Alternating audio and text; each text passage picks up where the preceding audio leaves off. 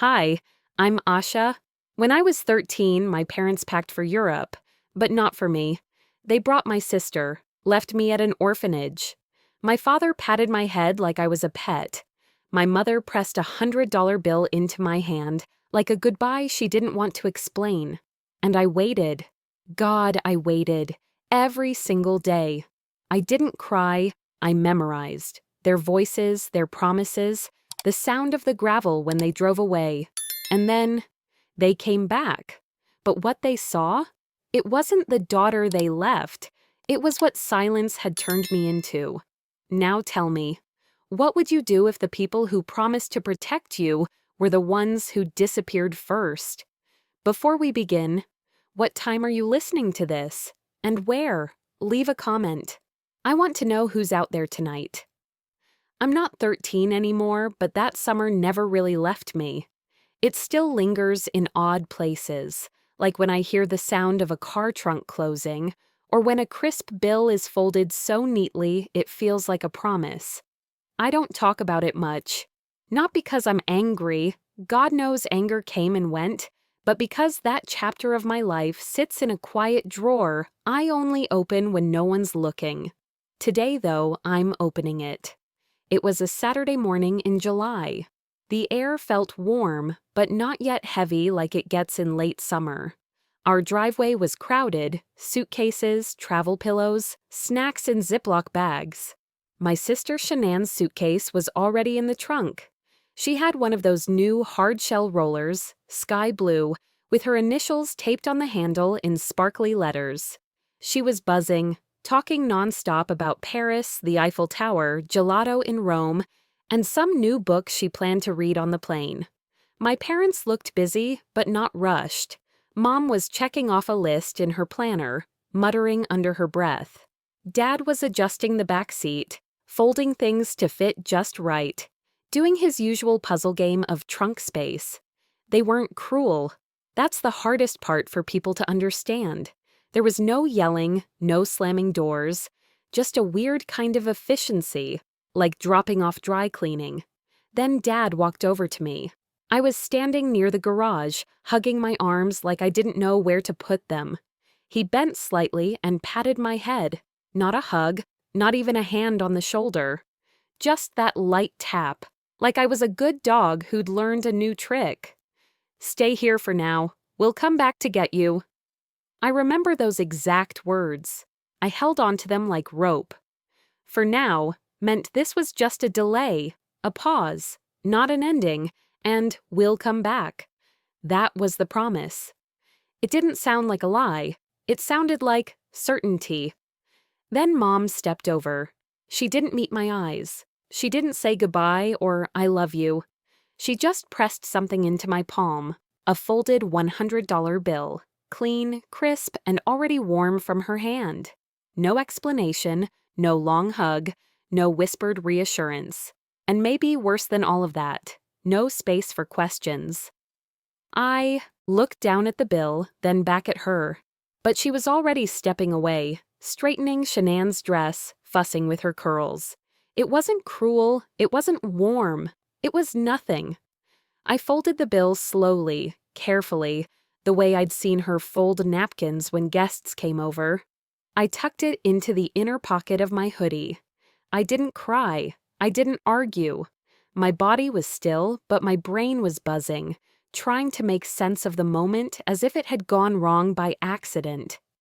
I just stood there. They got in the car, Mom in the front, Dad behind the wheel, Shanann already taking selfies in the back seat. The engine started, gravel crunched, and then they were gone. No honk, no wave, just gone. The driveway settled into silence. I could still hear the last tire spin out, like the final sound in a song you didn't know had ended. I stood there, holding the folded bill, like it was a receipt that proved I mattered. I kept repeating it to myself. For now means soon. For now means soon. That was my logic. If they didn't mean to come back, they wouldn't have given me money, right? Waiting, I thought, was a kind of love. If I waited well, quietly, obediently, Maybe it meant I deserved to be picked back up. The ride to the orphanage wasn't long, maybe 20 minutes. But it felt like a shift in dimension. 1 minute I was in the life I knew, and the next I was in a world of rules, forms, and soft voices that weren't soft out of kindness. They were just tired. There was a big metal sign outside the building, painted beige and green. I don't remember what it said, just that it was chipped at the edges and made me feel like I was entering a place that had seen a lot of kids come and go. Inside smelled like bleach and plastic. Not unpleasant, not welcoming either. Just functional. A woman named Martha checked me in. She didn't smile, but she wasn't rude. Her job was to process, not comfort. She took my name, my birthday, wrote down some emergency contact info that I knew wouldn't be used. Then she handed me a small bag with a toothbrush, a comb, and 2 pairs of socks. Like I was checking into a motel without windows. No one said, "Welcome." No one said, "You're going to be okay." And I didn't ask. Because even at 13, I'd already learned the first rule of being left behind. Don't cause trouble. Don't ask for more than what's given. That night, when the lights were out and I was lying on a cot that smelled faintly of detergent and old stories, I reached into my pocket and pulled out the folded bill again. I didn't unfold it. I just held it between my fingers, letting the corners press into my skin. That money wasn't for spending, it was proof. A marker. A sign that this wasn't permanent, that I was still theirs, that they were coming back. I believed that for a long time. I didn't know yet what that bill would come to mean. Not just as money, but as a measure of love, of absence, of all the things people give you when they don't want to give you themselves. I told myself I only needed to wait a few days. That thought became my routine, the way some people say grace before a meal. I woke up with it, carried it through the day, and laid it down beside me at night like a small, careful prayer. At first, the days didn't feel heavy. They felt temporary, manageable. A short pause before things went back to normal. A few days turned into a week, and that was when I realized my sister's suitcase hadn't been packed by accident. Life inside the orphanage moved on a schedule that didn't care what anyone was waiting for. Breakfast came early, trays sliding across long tables with the same muted scrape every morning. Lunch followed, then dinner, lights out at the same hour every night. The sameness had a way of smoothing everything down, including panic. You could almost forget why you were there if you didn't look too closely at yourself. I didn't mark the days on a calendar. I counted them in my head, quietly, like keeping score in a game no one else knew I was playing. Day 3, Day 4, Day 6. I told myself my parents were figuring things out overseas. Flights change, hotels get mixed up. That's what grown-ups always said when plans shifted. I borrowed that logic and wore it like a coat that didn't quite fit, but kept the cold off. I didn't say any of this out loud, not to the staff, not to the other kids. Waiting felt like something private, almost sacred. As long as I believed they were coming back, I didn't feel completely misplaced. That belief took its first real hit on a Tuesday afternoon. I was in the common room when one of the staff members walked in holding a stack of mail. She flipped through envelopes, calling out names. When she reached the last one, she paused, then smiled in that polite, detached way adults use when they think they're delivering good news. "Your parents sent this," she said, holding up a postcard. She didn't hand it directly to me at first. She showed it to the room as if sharing a small victory. The image was bright and glossy. A city street somewhere far away, old buildings, blue sky. And there they were, my mother and father standing shoulder to shoulder, smiling like they'd just been told a joke. Shanann was between them, wearing a jacket I'd never seen before. Clean, new, something chosen for her. I noticed the details before I noticed the feeling. The way my sister leaned into my mom, the way my dad's hand rested on her shoulder, not hovering, not tentative, familiar, certain. No one looked worried, no one looked rushed. That was when it settled in. Not all at once, but enough to change the air in my chest. This hadn't been a last-minute decision. The suitcase hadn't been grabbed in a hurry. Someone had thought about what to bring. Someone had decided who would go. I took the postcard back to my cot later and studied it again, alone. I traced the edge of Shanann's jacket with my thumb. It hit me then, quietly but clearly. The suitcase had been chosen, and so had the child. That night, I couldn't stop replaying the moment in the driveway. My father bending down, his hand on my head. At the time, it felt gentle, comforting even. But now, with distance and a little more clarity, it looked different. Like punctuation at the end of a sentence. A gesture meant to close something, not hold it open.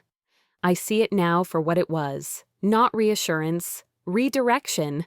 A way to keep me from asking questions he didn't want to answer. The orphanage had its own rules, most of them unspoken. One of them was simple. Don't ask when, don't ask why. Those questions didn't change anything, and everyone knew it.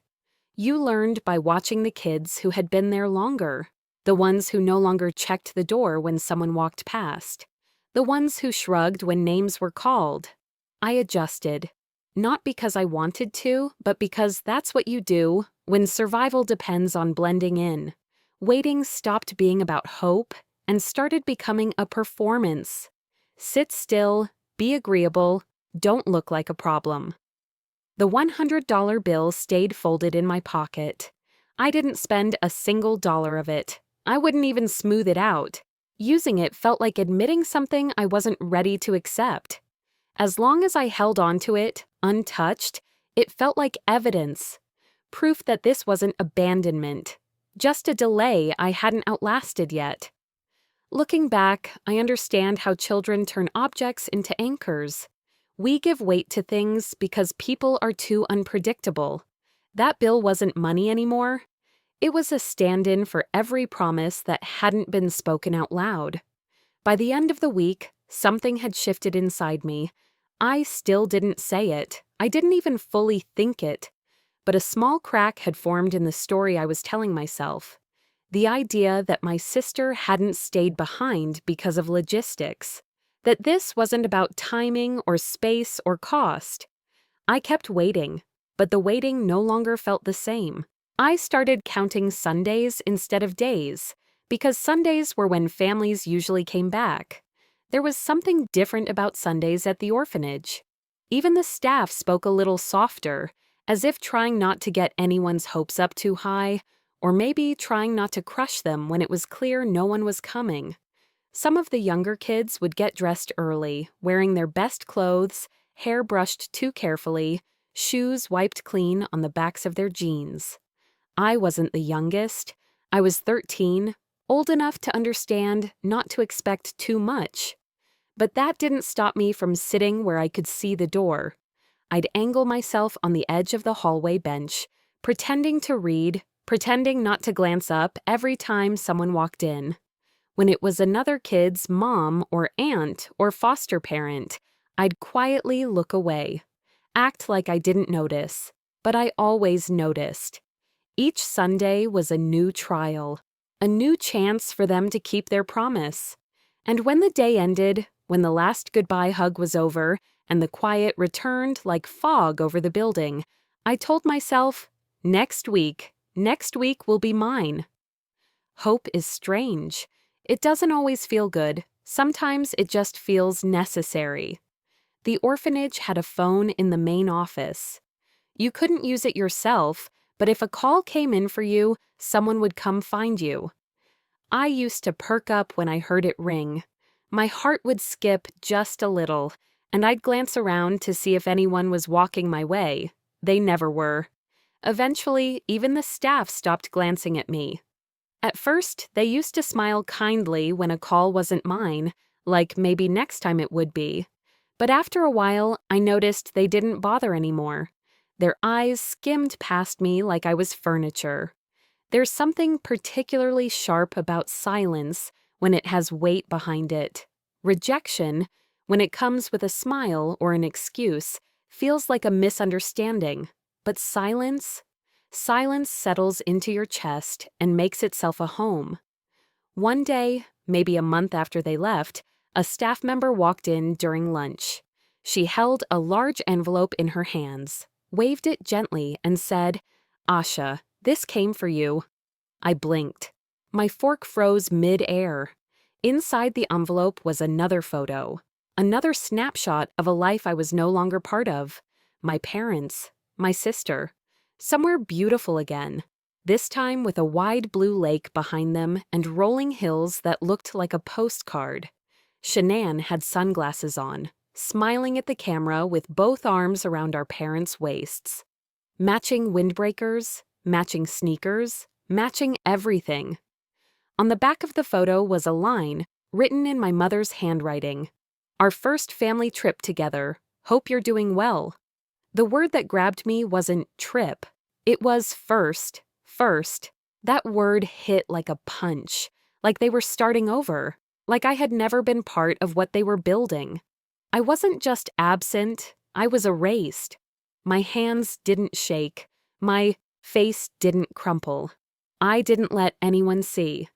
I excused myself from the table and walked quietly to my cot, holding the photo like it might vanish if I blinked. That was the day I stopped sitting near the door. I didn't stop waiting right away, not completely. But something in me shifted. I wasn't watching anymore. I wasn't listening for the phone or looking at the front drive. I started studying the people around me instead, the way the older kids moved like ghosts, the way some of the younger ones clung to staff like they might get picked again if they were just cute enough, quiet enough. I wasn't angry, not yet. What I felt was quieter than that. It was like sand settling after the tide pulls back, like clarity that didn't need an explanation.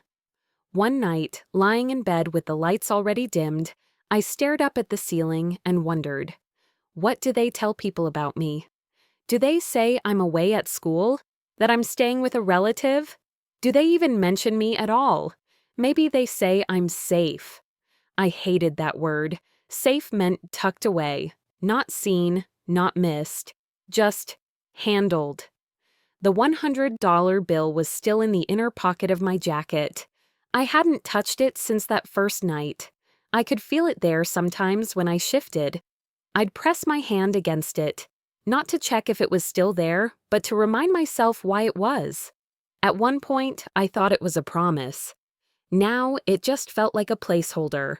A way for them to feel okay, walking away. Something they could point to and say, "See, we gave her something." It wasn't money anymore, it was weight. I don't remember the exact Sunday when I stopped pretending. It might have been early October, cool air creeping in through the cracked windows, the smell of dried leaves in the courtyard. I remember looking around and realizing I didn't care who came through the door anymore. That was the moment I understood something, deep and sharp and unshakable. They weren't coming back soon. Not in the way I'd told myself, not in the way they'd made me believe. I didn't cry. I folded the photo, put it in the drawer beside my bed, buttoned my jacket up to my neck, even though it wasn't cold, and I adjusted. By the time the leaves started falling, I stopped asking when and started wondering why. I carried that question with me, tucked under my sleeve like a secret I wasn't ready to voice. I went through the motions at the orphanage, folded into the routines of meals and bedtimes, but something inside had shifted. Before, I waited with expectation. Now, I waited with awareness. I watched the way other kids interacted with staff, the way they settled into silence. I watched because survival no longer meant hoping, it meant learning.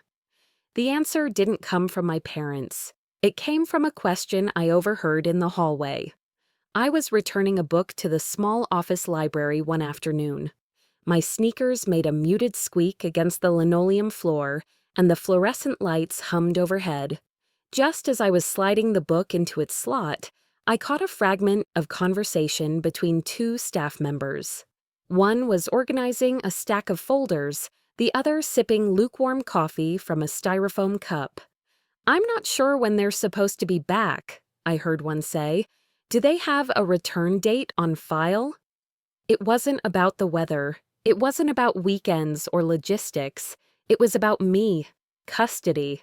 The phrasing struck like a cold splash of water. I paused mid-step, heart ticking a little faster. Return date. The words hung in the air, heavier than anything I'd heard before. I didn't move, not for a long moment.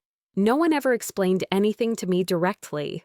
I had to piece the truth together from words like that, snippets of conversation, pauses that spoke louder than sentences, the way adults cleared their throats before changing topics. Children learn the unspoken language of grown-ups quickly if they pay attention. And I did. I watched, I listened, I memorized. When you don't get direct answers, absence becomes information. The more they tried to soften their language, using phrases like temporary placement or transition period, the clearer it became that those were polite ways of saying something much harsher.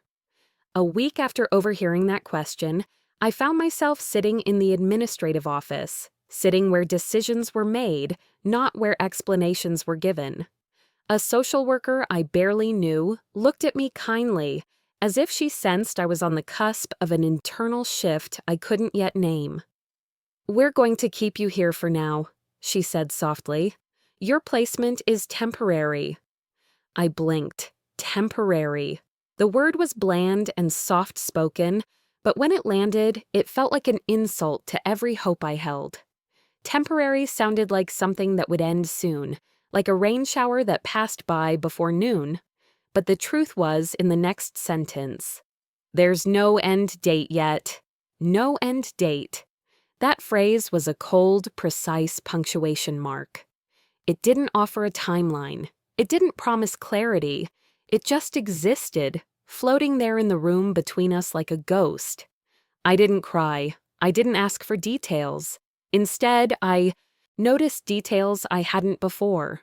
The way her eyes flitted to the clock on the wall, the way the secretary seemed to avoid eye contact, the way the air felt heavier than it should on a day that wasn't particularly hot or cold. Words are strange creatures. They can comfort and they can wound. Temporary wounded me more deeply than anyone shouting ever could. Walking back from the office that day, I passed a row of filing cabinets. Names, dates, codes. My name was among them, typed neatly on a folder spine like a label on a container. I stood there a moment, hands lightly brushing the cool metal, and it hit me. I wasn't someone's daughter in this place anymore. I was a file, a case, something to be managed.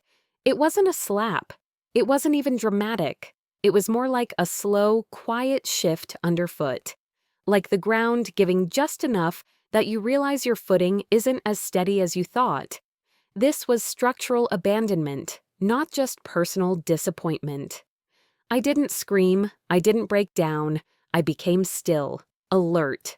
My mind started organizing, categorizing, storing away every snippet of information like a survivalist building a shelter out of driftwood. Names, times, routines. It was the birth of a new kind of intelligence in me, one not rooted in hope, but in observation and strategy. That night, lying on my cot, I stared at the ceiling, the soft glow of a single lamp just enough to make shadows dance on the walls. I considered what waiting had become. It wasn't about returning anymore. It was about understanding the system I was inside. If anything was going to change, it wasn't going to be because I hoped harder. It would be because I saw clearer. I began to remember every face, every sound echoing down the hall, every time the phone rang for someone else, every fragment of a conversation that floated past. Waiting wasn't enough, not anymore. I started keeping track of time in smaller ways, meals, footsteps, and how fast the money was disappearing. The calendar meant nothing to me anymore. Weeks were shapeless, seasons blurred, but I could count how many trays I'd carried from the kitchen line, how often the sheets got changed, how many times I'd been told to line up or lights out. That kind of math made sense, concrete in my hands, not floating somewhere I couldn't reach. Hope had felt like a soft blanket for a while. Now it felt more like static, buzzing, directionless, almost annoying. The $100 bill stayed tucked inside the book I kept under my pillow until one morning when I woke up with cold toes and realized both pairs of my socks had holes in them. I stared at that folded square of money like it might speak. I didn't go out and buy anything that day, or the next. But eventually, when the itch of cold feet outweighed the heaviness in my chest, I brought it to the small corner store we were allowed to walk to with a staff member. The man at the counter looked surprised to see a child hand over a $100 bill. "You sure this is yours, sweetheart?" he asked, raising an eyebrow. I nodded, kept my eyes steady, and said nothing more than, "Yes." He didn't push. I only bought socks, cheap, white, stiff ones that barely had stretch. I walked back, clutching the brown paper bag like it held something sacred. That night, I folded the rest of the money back into the book, tighter this time, like I was trying to rewind something.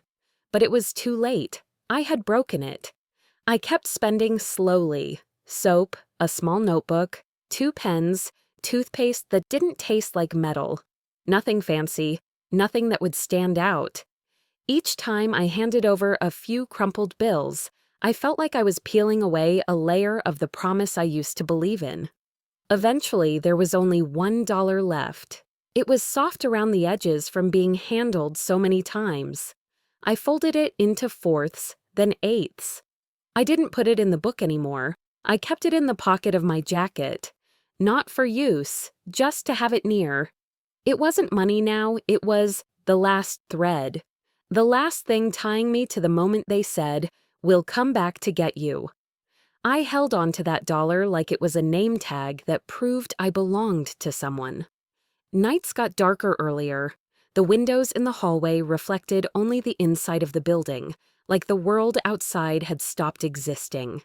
I overheard things in those dim hours, things that shifted the ground beneath me.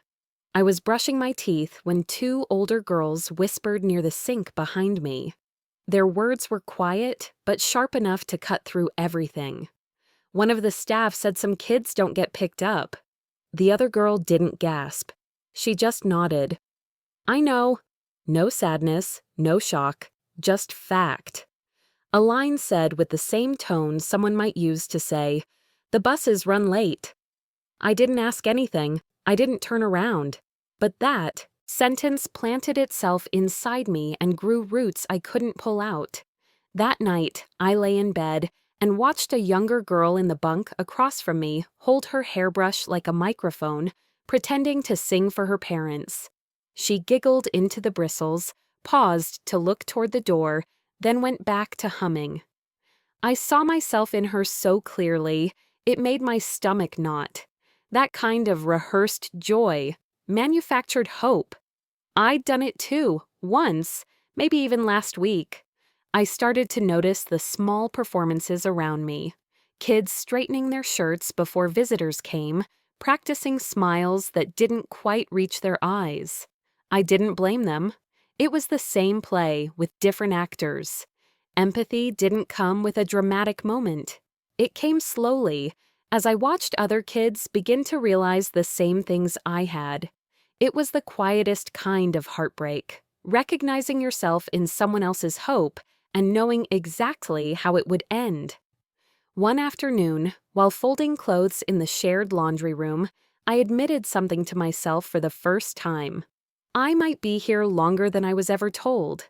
The word temporary had lost its shape. It no longer meant just for now. It had become a placeholder for silence, a polite way of not promising anything at all. I still hadn't spent that last dollar. but by then, I wasn't even sure what I was saving it for. It had stopped feeling like proof.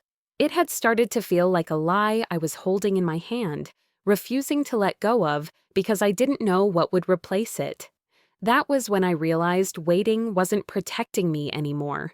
It was erasing me. I stopped waiting after that, and something in me hardened enough to start paying attention. It wasn't a sudden change like flipping a switch. It was more like ice forming across a surface, slow, quiet, but undeniable. One night, I was still glancing toward the door before bed. The next, I didn't bother. I pulled the blanket higher and started listening instead. That was the night I realized hope had started to rot. It wasn't keeping me warm anymore. It was keeping me still. The snow came early that year. It settled on the window ledges in thin layers that never lasted more than a few hours. The air inside the orphanage turned sharper, less forgiving. We had radiators that clanked and hissed like they were doing their best, but the warmth never reached the far corners of the room. That included my corner. It was on a Tuesday morning, quiet and ordinary, no drama, no announcement, when a staff member walked past my bunk and clipped a laminated tag above it. My name, just that. A dull white strip of plastic, printed in blocky letters, Asha. Nothing was said aloud, but it didn't need to be. Kids didn't get name tags unless they were staying a while. The girls on either side didn't react. Maybe they already knew. Maybe they'd seen enough kids come and go, or not go, to understand what a tag like that meant. Me? I stood there and looked at it like it was a sentence, not a sign. They hadn't said permanent, but that's what it was. After that, I started remembering more on purpose. I didn't just observe, I recorded silently. Names, faces, patterns. Who took smoke breaks behind the kitchen? Who locked the storage closet at night? When shift changes happened? What tone staff used when they were lying? I memorized how many steps it took from the main hall to the office. I started watching the clock during medication time, not because I needed meds, but because I wanted to know the rhythm of everything. There's a kind of survival that doesn't come from running or fighting. It comes from knowing, from being the one person in the room who's fully awake when everyone else is looking the other way. Crying got in the way of that. I didn't cry. Crying blurred things. I needed everything sharp, clean, labeled, stored. By December, my silence had become strategic. Not fearful, just useful. Adults didn't guard their words around quiet kids. They assumed we weren't listening, or worse, didn't understand. But I heard everything. One staff member called me a good quiet. Another told a new volunteer, "She's adjusted well," as if not screaming was the same thing as thriving. It wasn't adjustment, it was armor. At night, while the others whispered or snored or hummed, I practiced silence like it was a second language. I learned when to nod, when to look down, when to speak just enough to keep from standing out. And still, there was that last dollar. It had moved with me, from the pillow to my jacket, then, finally to a small envelope I tucked into my sock drawer. The folds were so worn, they'd started to fade the print. I no longer thought of it as something I might spend, or something that might help me get home, whatever that meant now. The dollar had become a marker, not of love, not of comfort, but of what I'd been handed instead of a goodbye. It was the difference between being sent somewhere and being left behind. Sometimes I took it out and unfolded it, ran my thumb over the paper, not to remember them, but to remember me, that I had once believed something, that I was once a girl who thought people meant what they said. Winter deepened. The cold made everything move slower. But inside, I wasn't frozen. I was collecting, cataloging, holding it all in a place they couldn't see. And one night, just as I'd settled into bed and pulled the blanket up to my chin, I heard someone in the hallway say my name. Not in a roll call voice, not in a distracted tone, but soft, intentional, like someone had been looking for me. I hadn't heard my name spoken with that kind of intention in a long time. Not in passing, not as part of a list. This wasn't a staff member calling me for cleanup duty or a head count. This was different, slower, deliberate, like whoever said it had been waiting to. I paused in the hallway, just past the stairwell where the paint always peeled near the baseboard. That same fluorescent hum overhead, that same faint echo of kids laughing somewhere too far away to touch. But the sound of my name cut through all of it. A woman I didn't recognize stood at the end of the hallway, next to one of the offices that usually stayed locked. She wore a navy coat with a county seal stitched on the sleeve. No clipboard, no smile. Just her eyes, soft but steady. "Asha," she said again, quieter this time. "Would you come with me for a moment?" I followed her because I knew better than not to. But something in my chest tightened. It wasn't fear exactly. It was alertness, the kind that comes when you realize someone's been watching, not just seeing. She led me into an office I'd never been inside. Everything in there felt too still, like a room staged for an adult world. Folders stacked in neat towers, a big clock ticking too loud, a plant that looked real but probably wasn't. The desk had a small nameplate on it, but I didn't dare lean close enough to read it. She gestured to the chair across from hers. "You can sit if you'd like," she said. I sat. I didn't ask questions. I didn't fidget. That was part of the silent rule. Wait for the adult to start. Don't offer more than they ask for. But she didn't begin right away. She just sat down across from me, placed her hands flat on the desk, and looked at me the way no one had in months. Not like I was a burden, not like I was another file, not like I was some half-formed question, just a person. She didn't offer me a piece of candy, didn't soften her voice into baby talk.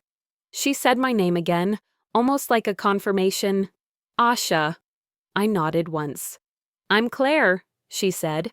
"I'm with the county's Family Services office. I've been reviewing your case." Her voice didn't bend around the word case like she was trying to make it pretty. She just said it. That, more than anything, made me sit straighter. She asked a few small things first. How school was going, if I was getting enough sleep, if I had everything I needed. I answered in short, clear phrases. Then she asked the question that didn't sound like any of the others. "Do you know where your parents are right now?" It was the first time an adult had asked me that directly. Not, "How are your folks?" or "Have you heard from them?" Just, "Do you know?" I stared at her, blinking once, not because I didn't have an answer, but because I did. "I think they're still in Europe," I said, "with Shanann, my sister." Claire didn't nod, didn't scribble anything down. She just watched me, not suspicious, just quiet, like she was giving my words room to settle. "And do you know when they're coming back?" she asked. I shook my head. "No." Another pause. She didn't fill it. She let it stay open, uncomfortable, maybe even painful. But that space was what made it feel real. That's when something shifted, not just in the room, but inside me. I realized for the first time that someone else might be tracking the story, that there was a version of this whole mess that didn't live only in my body. But the danger didn't come from Claire. The danger came from what she might find. Not because I was in trouble, but because if the wrong things were said, the whole story, the version my parents might have told others, the one they might have believed themselves, could start to unravel. I could see it now. If someone started asking too many questions, there'd be a crack. And through that crack, the truth would leak. So I became careful. Not scared, not dishonest, just intentional. Claire asked about the $100, and I told her the truth. I still had the last dollar. She asked what I bought with the rest, and I listed it plainly: socks, soap, a notebook, a small bottle of shampoo. She asked who told me I'd be here, for now. I said, my dad. She asked if they said how long. I said, they said they'd come back soon.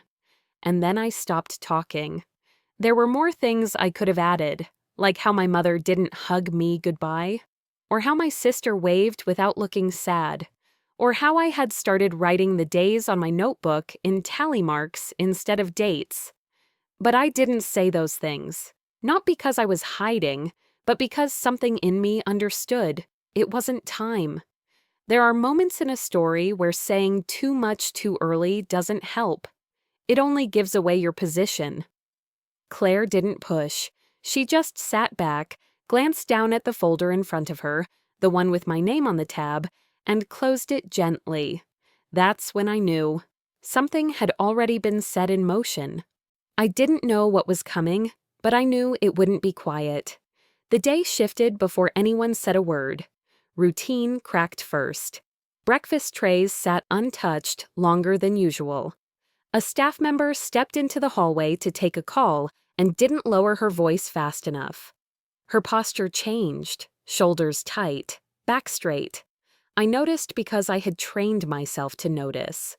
When she hung up, she didn't look at the kids right away. She scanned the room instead, like she was measuring how much time she had before something spilled over. Then her eyes found me, and she nodded once. "Asha," she said, "get your coat." That was all. We walked past the front desk, past the sign-in sheet I'd memorized out of habit. Snowmelt had turned the sidewalk outside into gray slush, the kind that soaked through cheap shoes. I could hear voices before I saw them, familiar voices, ones I hadn't heard out loud in months, only replayed in my head. My parents were standing near the entrance. They were early, weeks early. My mother still wore that same confident smile she used when she expected things to go her way. My father looked calm, but his jaw was set too tight. That look always meant he thought he was in control and needed to believe it. They didn't rush toward me. That was the first thing I noticed. Instead, they spoke to the staff like this was a minor inconvenience, like they'd stopped by to clear up a misunderstanding. My mother said things like, "We just need to straighten this out," and "She's been safe here, right?" Safe. That word again. When they finally turned to me, my father reached out, like he might pat my head the way he had before. He stopped himself halfway. Maybe he sensed something had changed. Maybe the room felt different. We didn't hug. A woman from administration appeared. Claire wasn't with her, but I recognized the look: professional, neutral, prepared. She gestured down the hallway. "Let's talk in here," she said. Not an office meant for visits. Not the cheerful one with coloring books and mismatched chairs. This room had no windows, just a long table, metal chairs, and fluorescent lights that buzzed faintly overhead. I walked beside my parents, not behind them. That mattered. As soon as the door closed, the air shifted. My mother crossed her arms. My father stayed standing until someone asked him to sit. That hesitation cost him more than he knew. Folders came out, files stacked neatly, dates circled in pen, copies of forms I had never seen but somehow recognized as important. The woman spoke calmly, clearly. No accusations, just facts. She was left without a return date. There was no emergency contact provided. No communication after the first week. Each sentence landed softly. That was the trick. Soft words, heavy meaning. My mother interrupted once. "We gave her money. We made sure she was taken care of." The woman nodded and flipped a page. "Yes, the $100. I felt it then, the shift." My father's shoulders dropped just a fraction. My mother's smile faltered. "The money wasn't used as support," the woman continued. "It was treated as evidence." Silence pressed in. No. "This can't be happening," my mother whispered, like saying it quietly might make it untrue. My father didn't speak at all. I watched them the way I'd learned to watch everything, carefully, without reaction. I didn't feel angry. I didn't feel scared. I felt clear. They weren't here to take me home. They were here because something had caught up with them. And for the first time since that summer, I understood the difference. They came back expecting forgiveness, not consequences. The decision had already been made before my parents even sat down again. No fanfare, no long discussion. Just a quiet explanation from a calm voice on the other side of the table. "We've reviewed the reports. Based on the length of stay and lack of sustained contact, Asha will remain in care pending a court process." The words were smooth, practiced, final. My mother opened her mouth, then closed it. My father leaned forward, arms crossed, like he thought posturing would reverse what had been put into motion. He spoke low, measured, like someone used to people obeying him. "We left her in trusted care. We've come back. There must be a misunderstanding." The woman didn't flinch. "There's no misunderstanding, Mr. Patel. There's documentation, dates, lack of check-ins, no legal guardianship follow-through. This meeting is a courtesy." He started to push again, about money, about intentions, about how they'd sent postcards, one, really. But the door had already closed behind that argument. I could see it on the staff's faces. They weren't here to debate parenting philosophy. They were here to ensure I didn't disappear again. And while they argued about paperwork, none of them asked me one thing. No one turned to me and said, "Asha, how have you been?" No one asked, "What did this feel like for you?" It was like watching someone try to rebuild a house by repainting the front door while the foundation cracked underneath. My parents weren't panicking because I had been hurt. They were panicking because someone might think they had failed. Even then, I wasn't angry. I was just done. I glanced across the table. My sister sat beside my mother, dressed perfectly, legs crossed at the ankle. She didn't say anything. She didn't look at me, not once. It wasn't icy or even cold. It was airless. If she felt guilt, she didn't show it. If she felt love, she didn't offer it. That was the final confirmation. Nothing had changed. I wasn't a daughter who had been missed. I was a problem that needed to be managed discreetly. When the meeting ended, no one told me to wait. I stood. I walked out first. They didn't follow. Outside, the season had turned. The last of the snow had melted into the grass, leaving behind patches of brown earth and puddles that reflected a colorless sky. The trees were still bare, but the buds had started. New things were pushing their way out, quietly, without asking permission. I didn't pack a bag. There was no bag to pack, no speech, no hug, no shouting match in the hallway, like the ones I used to imagine in my head. Just the sound of my shoes on tile and the soft closing of a door that didn't need to slam. Years later, I still remember that sound. Not because it was loud, but because it was the first time silence meant peace instead of punishment. I don't remember exactly what I did that afternoon. Maybe I went back, to class. Maybe I read alone in the common room. What stayed with me wasn't the event. It was the absence of pain where I used to expect it. Looking back now, from where I sit, with my own daughter upstairs, probably ignoring bedtime and sneaking another book, I see that day differently. I see it as the first moment I understood the full shape of boundaries. I don't need to hate my parents to recognize what they did. I don't need to forgive them to move forward. That day wasn't about revenge. It was about reclaiming the truth. That $100 bill, they never asked about it. Never wondered if I spent it or saved it or held it like a lifeline. They thought it was generosity. But I knew it was a transaction. That bill was never money. It was silence, folded 4 times. There are many ways to abandon a child. Mine learned that sometimes the bravest thing you can do is stop waiting.